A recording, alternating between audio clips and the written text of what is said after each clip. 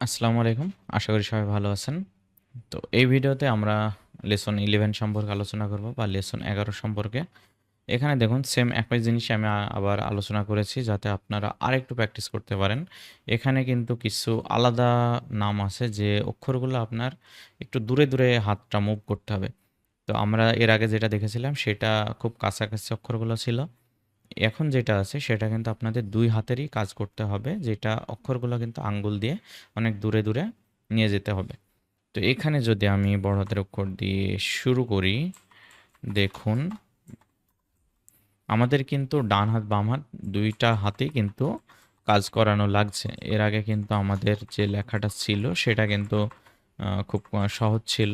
এটা কিন্তু মোটেও সহজ না। আপনারা আ আমার যে ভিডিও আছে, যে টেক্সটটা বা যে প্যারাগ্রাফটা দেখতে পাচ্ছেন, এটা কিন্তু দেখে অবশ্যই প্র্যাকটিস করবেন এবং আমার যে উম এই ডকুমেন্টের লিঙ্কটি আপনাদের সাথে আমি ডেসক্রিপশনে শেয়ার করব। এখান থেকে আপনারা ডাউনলোড করে নিয়েও কিন্তু এটা কাজ করতে পারবেন।